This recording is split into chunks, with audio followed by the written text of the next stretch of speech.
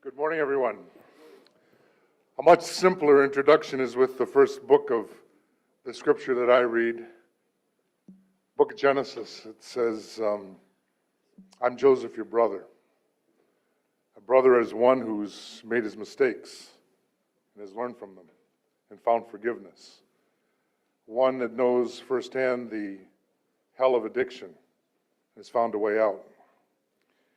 And one who sat in countless jails and prisons, death row, and listened to people and realized how they got there and what it takes to stay alive. Today in the religious community that I belong to, we have a crash course in an old skill. It's called foot washing. And the one who saved us said at the end of it, do you understand what I just did? I've given you a model to follow, so that as I have done for you, you also should do. There are many ways we can wash our feet, the feet of each other. I want to just mention one before I introduce our great speaker. I'm a member of the Coalition of Religious Leaders of New Jersey, and we've decided to mount a campaign to restore voting rights to people who've come out of the correctional facilities.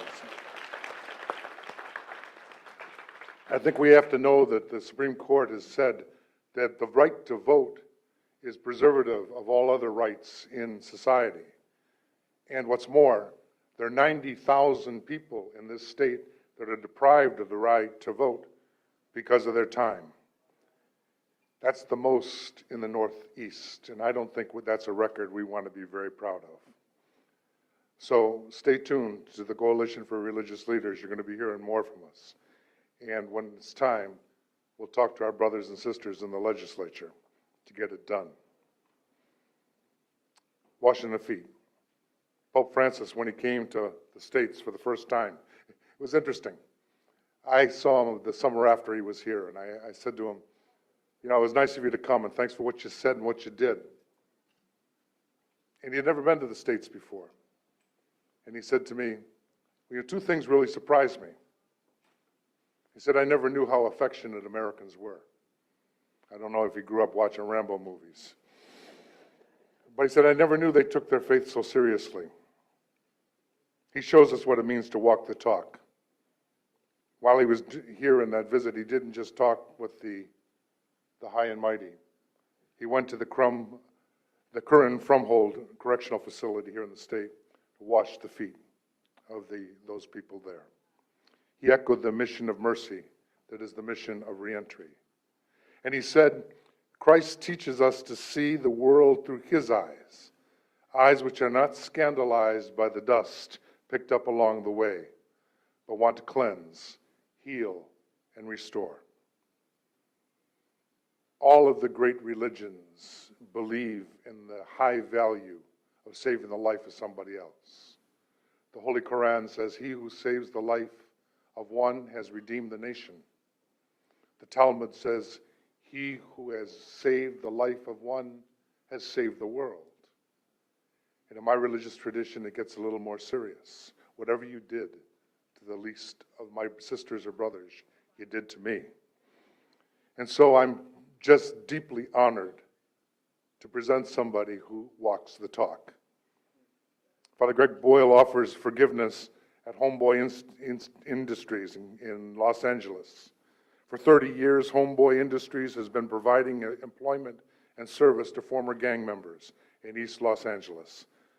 With the largest gang intervention program in the world, Father Boyle's program advocates for the redemption of thousands of the city's most forgotten individuals.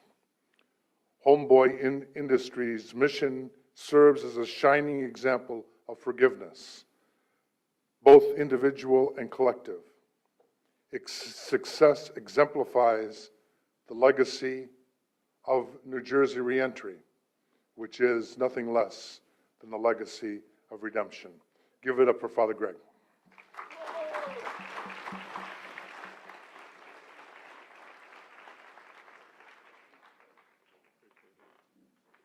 Thank you very much, Cardinal Tobin. Thank you, Jim. McGreevy, for your kindness and hospitality. It's a privilege to be with you. It's the privilege of my life for 33 years to have worked with gang members in Los Angeles, and the day won't ever come when I have more courage, or I am more noble, or I am closer to God than they are.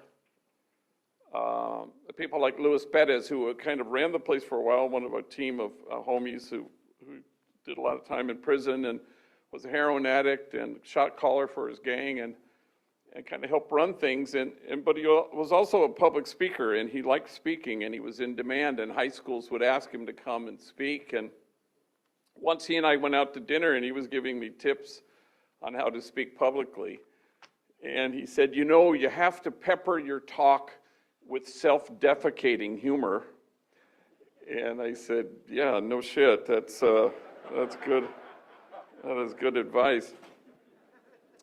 What brings you to this conference today is a hope that the world might look differently than it currently looks. You want to imagine a circle of compassion, and then imagine nobody standing outside that circle. You want to go from this conference to dismantle the barriers that exclude. You want to imagine a community of kinship such that God, in fact, might recognize it.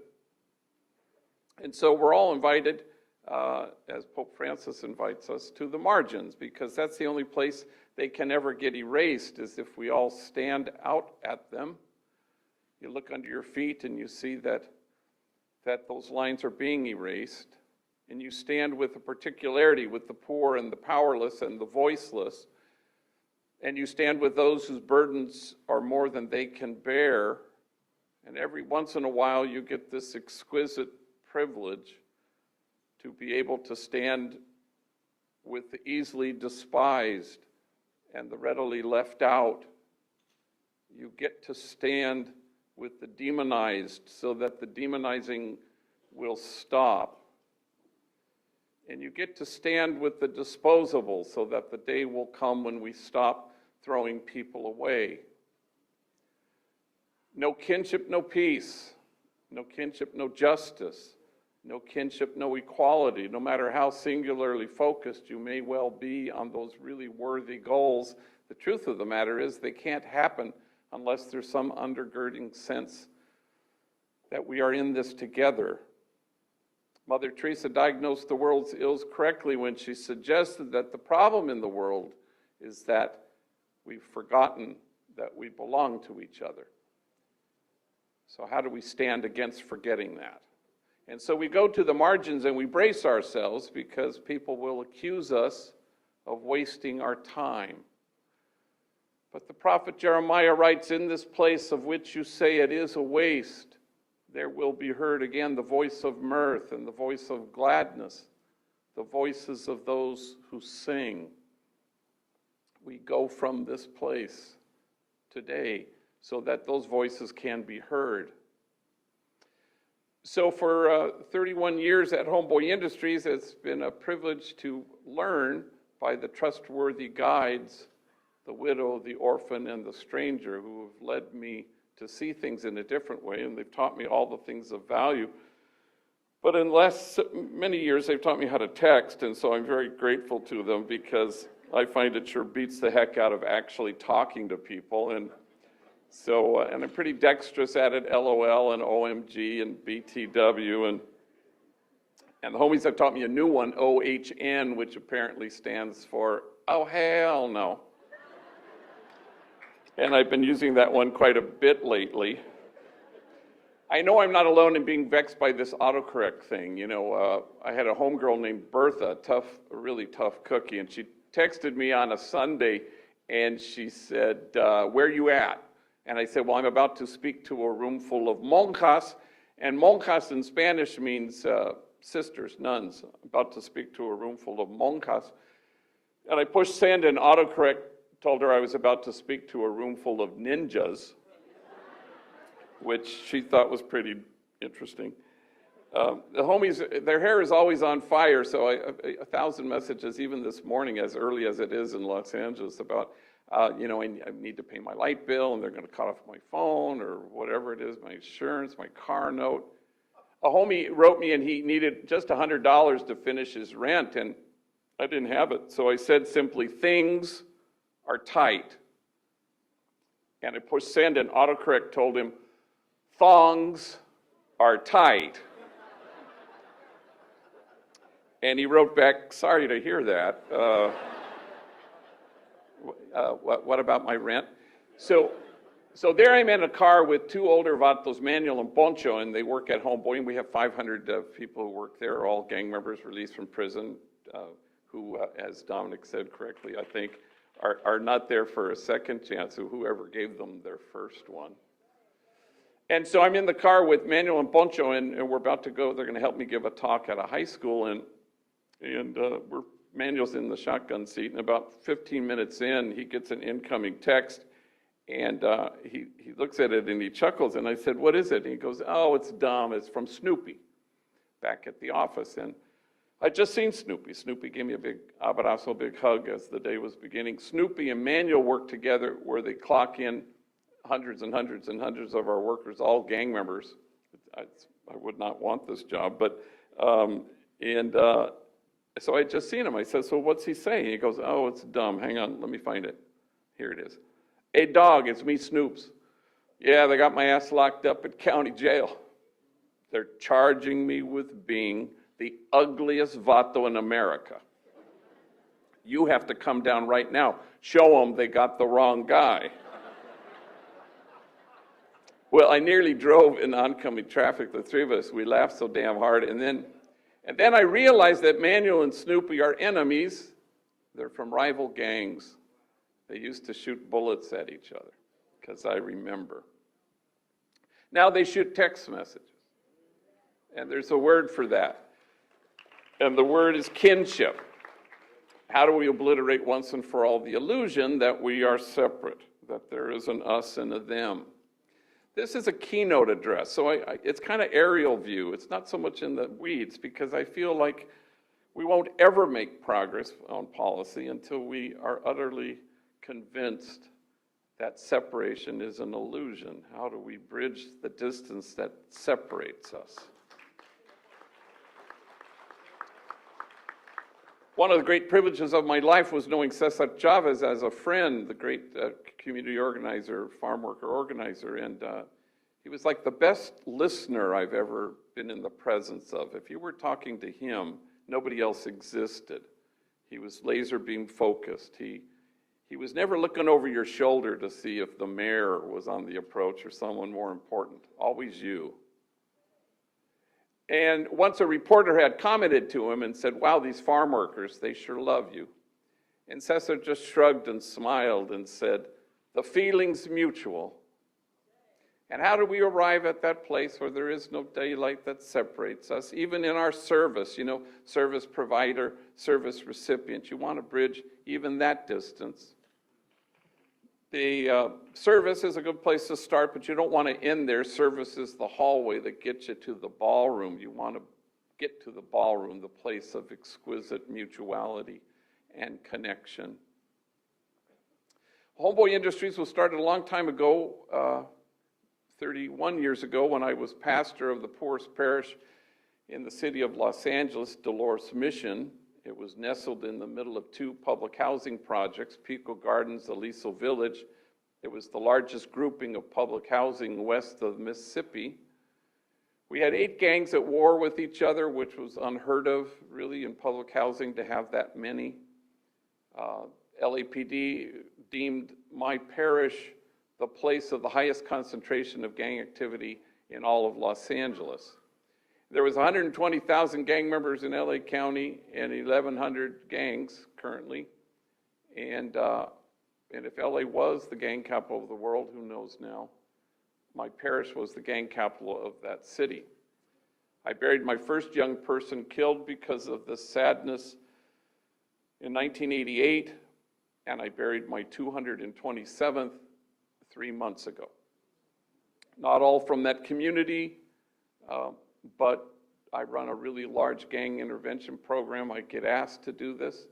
So the first thing we did was we started a school. And so because we had so many middle school, junior high age gang members who had been given the boot from their home school. Nobody wanted them.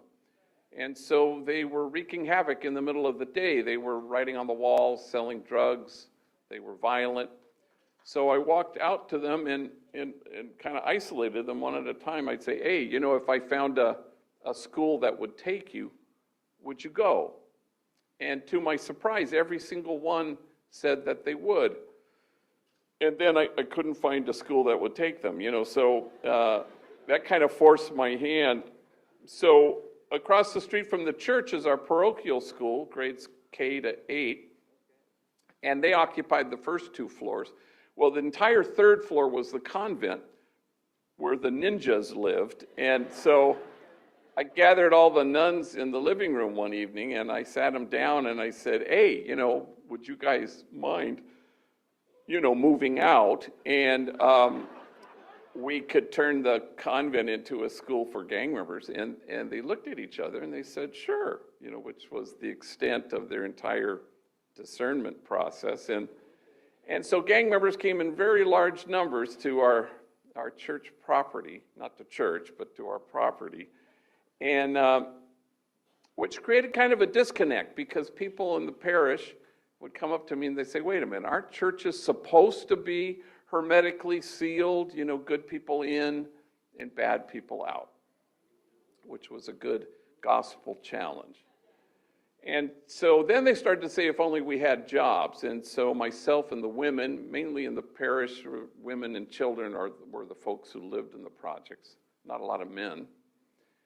And so myself and the women, we marched around the factories that surrounded the projects trying to find felony-friendly employers, and that wasn't so forthcoming. So we invented things, you know, like a maintenance crew and a landscaping crew and a crew to build our child care center on the church property, and all made up of rival enemy gang members from the 8 gangs, which created a disconnect for all their own gangs.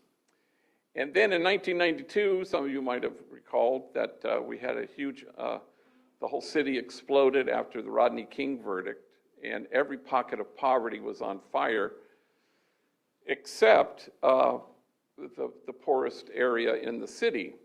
My parish didn't explode, and so the LA Times wanted to know why, and they asked me, and I said, well, maybe the fact that we had 60 strategically hired rival enemy gang members working together, and they had a reason to get up in the morning and a reason not to gangbang the night before, and more to the point of your question, a reason not to ignite their own community.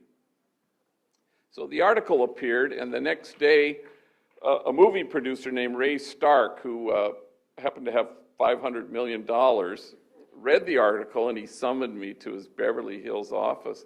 And he said, how should I use my money? And I look back on it now and I see that I woefully undershot my request, but I was young. So I said, well, you know, there's a tore up, beat up, old abandoned bakery across the street from the school. It's got ovens. We could get them to work again. We could paint the place. We could put hairnets on rival gang members. They could bake bread. I don't know. We could call it Homeboy Bakery. And that was the extent of my entire business plan. And so he said, sure. So he wrote a big-ass check, and so we were off and running. A month later, we started Homeboy Tortillas in the Grand Central Market. Once we had plural, we changed our name. We called ourselves previously Jobs for Our Future, and changed it to Homeboy Industries, as if there was any industry involved in this venture. Not everything worked. I'll be the first to admit it. Homeboy Plumbing really was not hugely successful. Who knew? People didn't want gang members in their homes. I did not see that coming. And now nobody ever intends to do such a thing. Trust me, they don't intend to do such a thing, but we have evolved and backed our way into becoming the largest gang intervention rehab reentry program on our planet.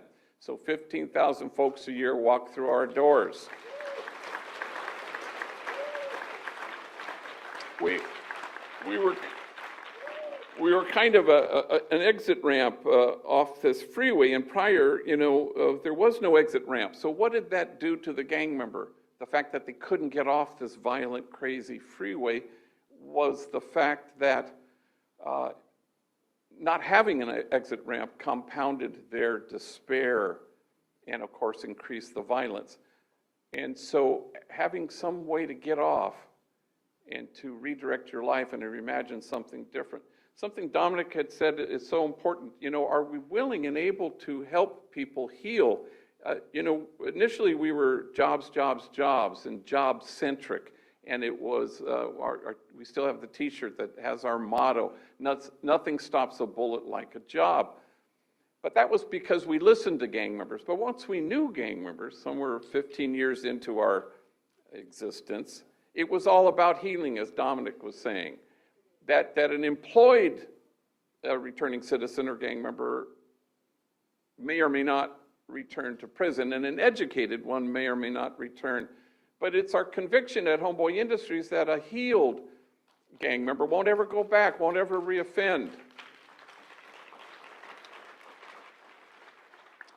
Because at least in the gang world, no kid is seeking anything when he joins a gang. He's always fleeing something. Nobody in this room or outside of it has ever met a hopeful kid who joined a gang.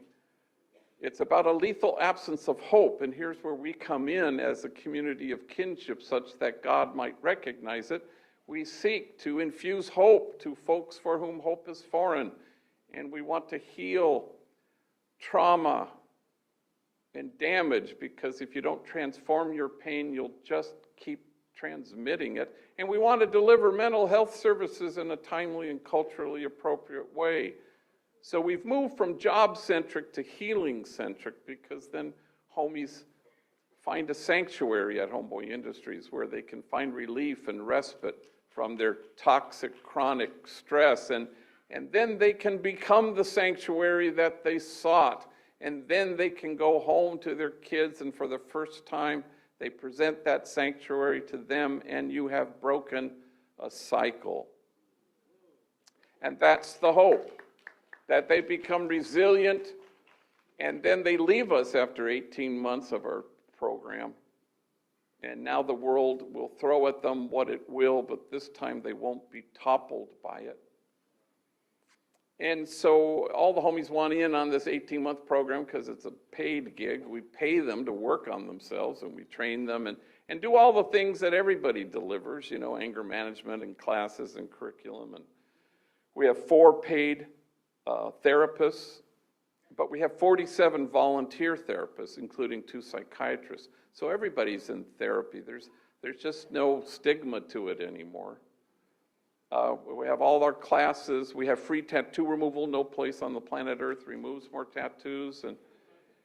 And we have a designated clinic in our headquarters in Chinatown in LA. We have 1 paid physician assistant, 43 volunteer doctors, 3 laser machines, 11,000 treatments a year. And it was all started because of a guy named Frank, who I didn't know, and he was 2 days out of Corcoran State Prison, and he's sitting in front of my desk, and tattooed on his forehead, filling the whole space like a damn billboard, and pardon my French, it said, "Fuck the world." And he looked at me and he said, I am having a hard time finding a job. And I said, well, Frank, maybe we could put our heads together on this one, And so I'm thinking, where do I send them, to McDonald's? Do you want fries with that? No, I don't want fries. Mothers clutching their kids and running out of the store. So naturally, I hired him, and he bagged bread for a long time, and I went trying to find a doctor who had a laser machine, and I found one at White Memorial Hospital, and he says, I'll give you 1 hour a month to chip away at Frank's forehead and a handful of others. And within no time at all, I had a waiting list of 3,000 gang members who wanted the same treatment.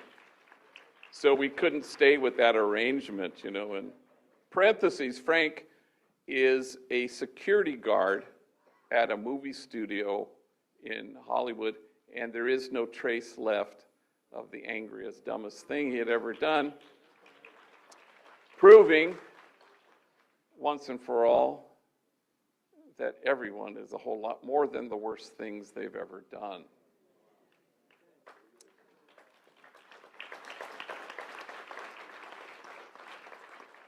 And so we have at our place 9 social enterprises where folks get training, and we're a $20 million annual operation, so our 9 social enterprises provide half of the money we need, and the other half we have to raise. And so we have Homeboy Bakeries thriving, Homeboy Silkscreen that's been around for 25 years. Thousands of rival enemy gang members have passed through those doors. Homeboy Homegirl Merchandise, where we sell our logo stuff.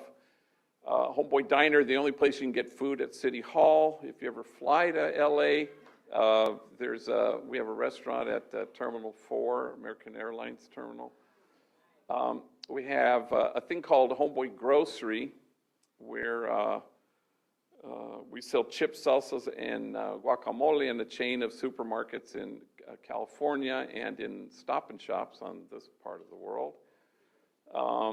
We have farmers markets. We have Homeboy Recycling, where we do e-waste, recycling of e-waste.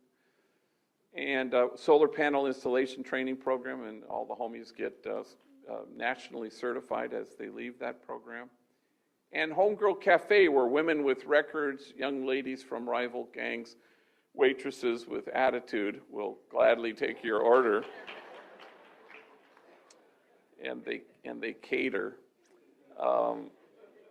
It's kind of a who's who. If you go there, you'll run into movie stars and elected officials almost always. Jim Carrey, Forrest Whitaker, Jack Black.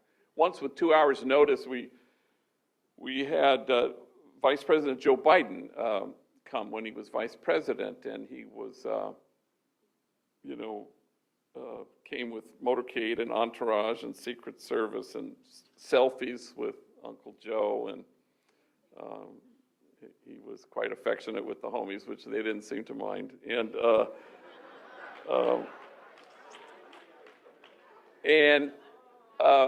well, I wasn't there. I was making my annual 8-day retreat, and so I came home, and this homie named Louis Mora, a trainee there, he came up to me and he said, "While you were gone, we were visited by an MVP."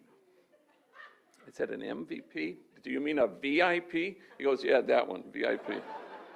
Damn, gee, imagine here at Homeboy Industries, we were visited by the Vice President of the United States, Mick Romney, he said, which I think you can file under all white people look alike. And I think we added a current affairs course shortly thereafter. But most famously of all, Diane Keaton showed up, Oscar winner, movie star, Godfather movies, Annie Hall. And her waitress is Glenda. And Glenda's a big girl. Been there, done that, tattooed, felon, parolee, gang member. She has no clue at all who this Diane Keaton is. And she's taking her order, and Diane Keaton says, "Well, what do you recommend?" And Glenda rattles off the 3 dishes she really likes. And Diane Keaton says, "Well, I'll have that second one. That one sounds good." And it's at that moment something dawns on Glenda. She looks at her and she goes, "Wait a minute. I feel like I know you from somewhere, like maybe we've met." And Diane Keaton decides to deflect it humbly. "Oh, I don't know, I suppose I have one of those faces that people think they've seen before." And then Glenda goes, "No, now I know. We were locked up together."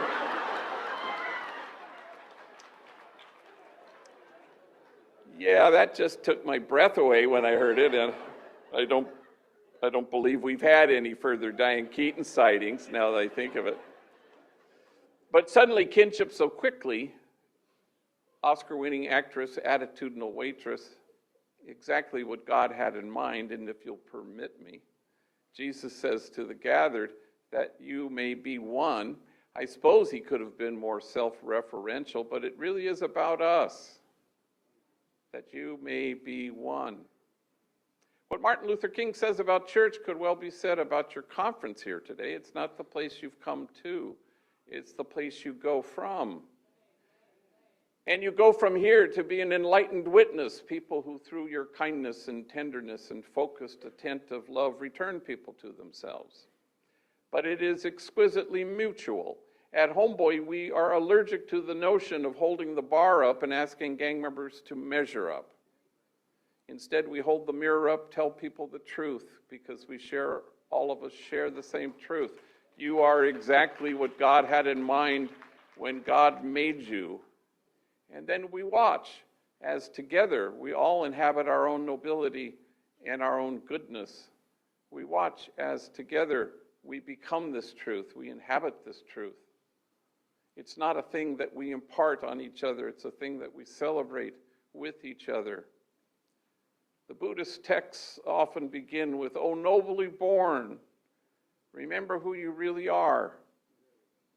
We are in this together so that we can remind each other of that truth, but sometimes you have to reach in and help each other dismantle the messages of shame and disgrace that get in the way, that keep people from seeing their truth. The great scripture scholar, Marcus Borg, used to say that the principal suffering of the poor throughout history and throughout scripture is shame and disgrace, and I think that's quite right.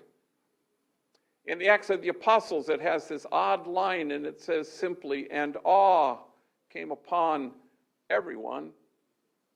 And it seems to suggest that the measure of health in any community at all may well reside in our ability to stand in awe at what the poor have to carry, rather than stand in judgment at how they carry it.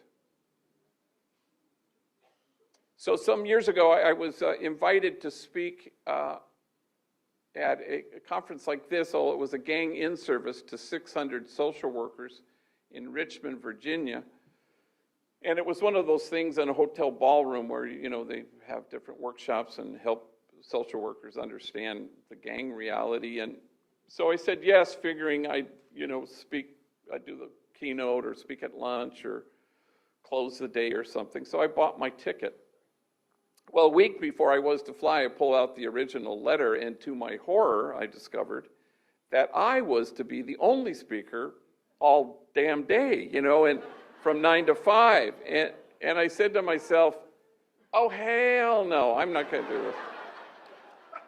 So I called in two homies, Andre and Jose, and they're trainees, and they're like 8 months into our 18-month training program. I sit them down. I said, look, at the end of the week, you're flying with me to Richmond, Virginia. I'd like you to get up in front of 600 social workers and tell your stories. Take your time, because we got a long-ass day to fill.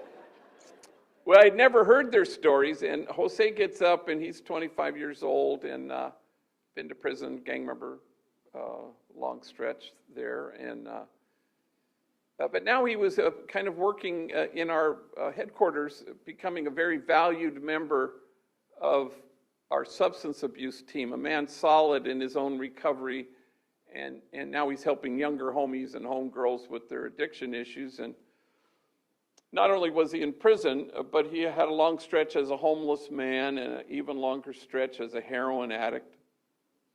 So he gets up in front of 600 social workers and he says, I guess you could say my mom and me, we didn't get along so good. I think I was 6 when she looked at me and she said, why don't you just kill yourself? You're such a burden to me. Well, 600 social workers audibly gasped. And he says, it sounds way worser in Spanish, he said to them. And we got whiplash going from gasp to laugh.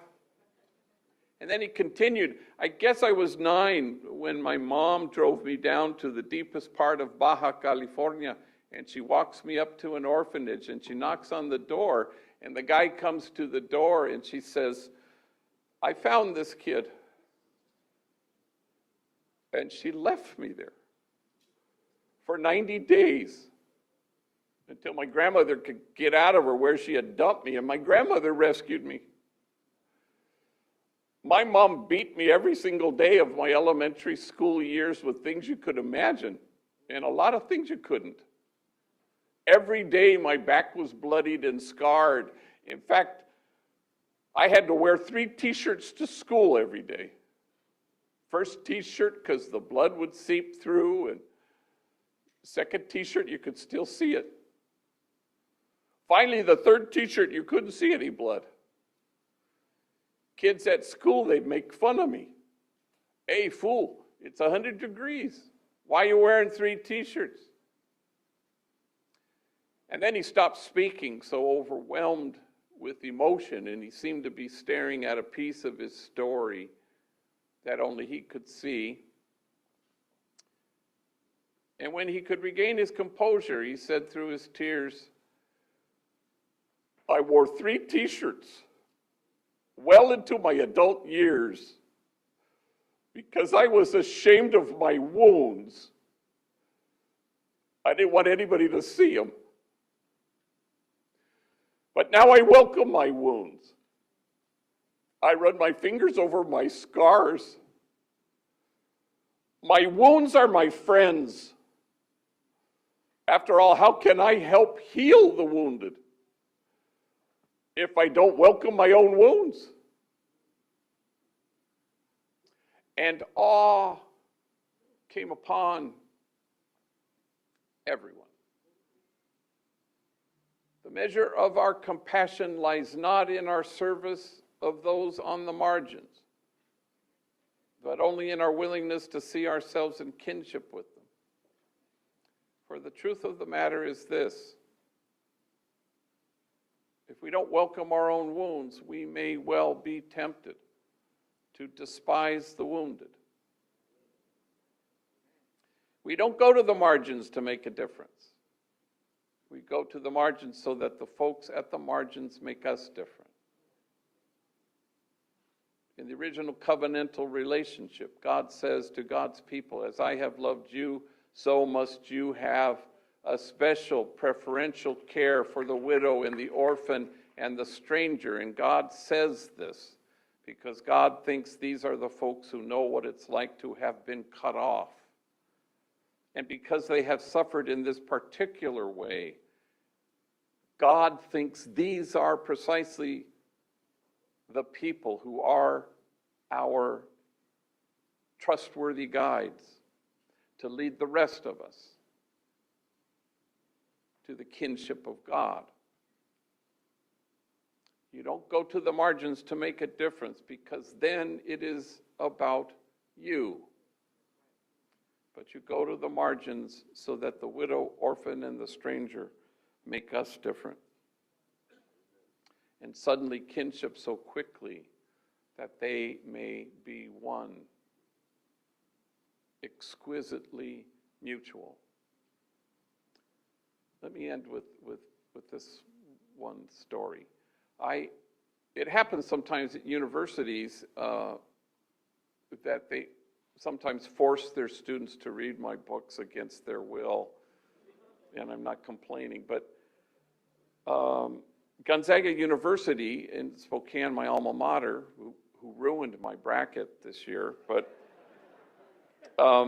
they forced their incoming freshman class to read Tattoos on the Heart, my book, and so they said, would you come and speak? And I said, sure, and they were going to have a big Tuesday night, 1,000 people in some big venue, and they said, could you bring 2 homies with you? And I do when people pay for it, and I said, sure, and I always pick homies in the same way. I always pick rivals, enemies among our trainees just to force them to share a hotel room together, just to mess with them. And I always pick homies who have never flown before just for the thrill of watching gang members panicked in the sky. And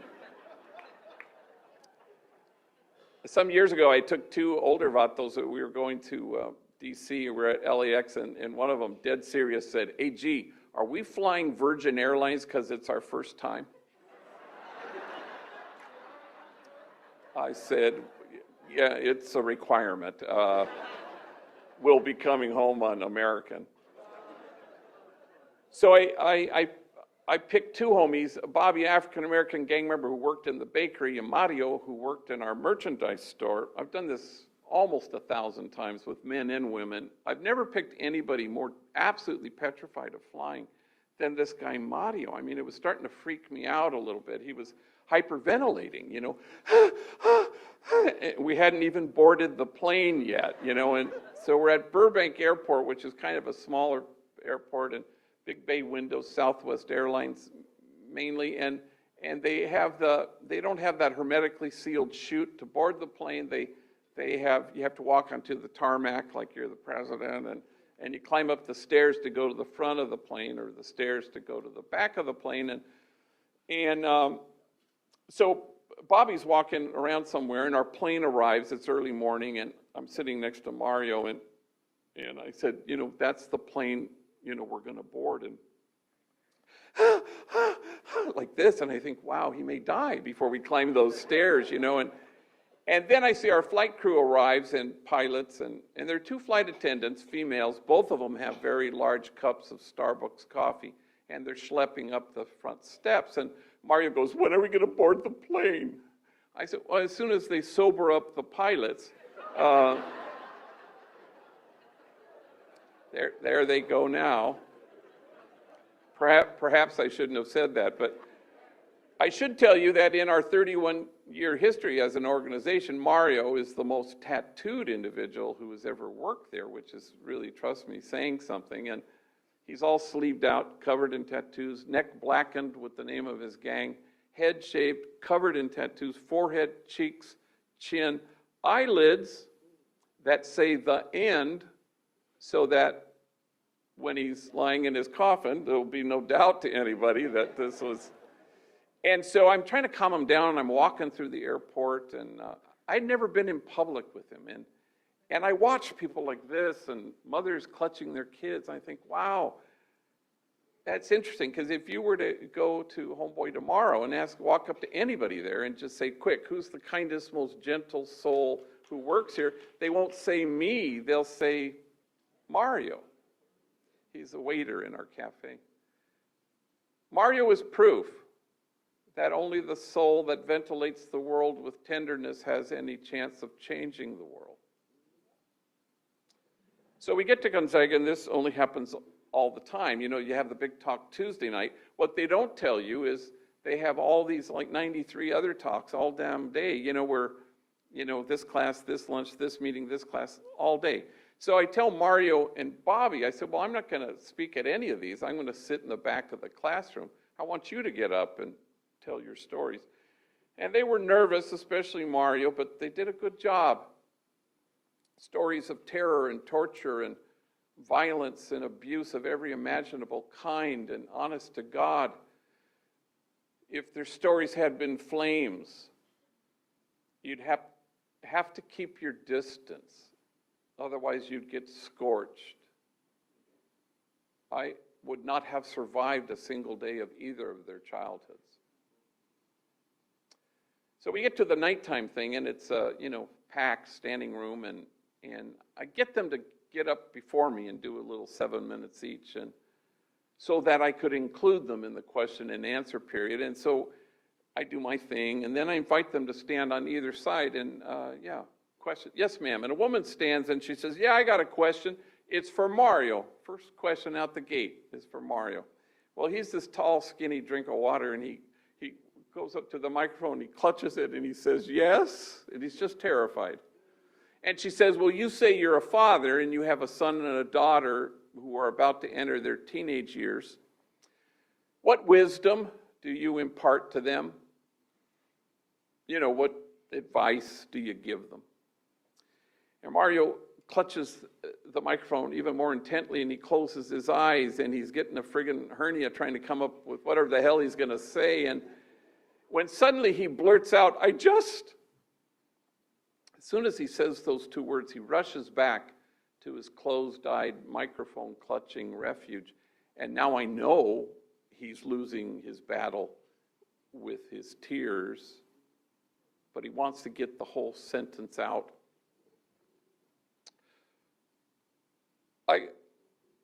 I just don't want my kids to turn out to be like me.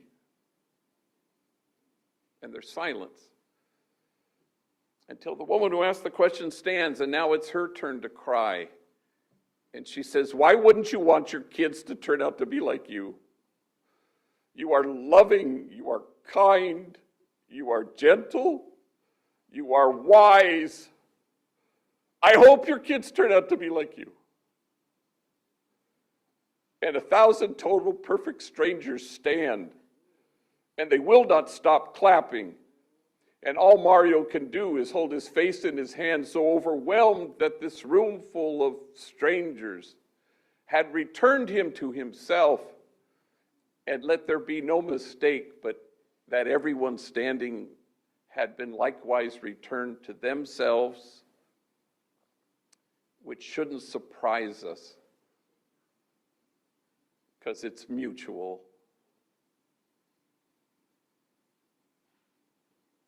Don't think for a minute that this conference is the place you've come to. It was always going to be the place you go from.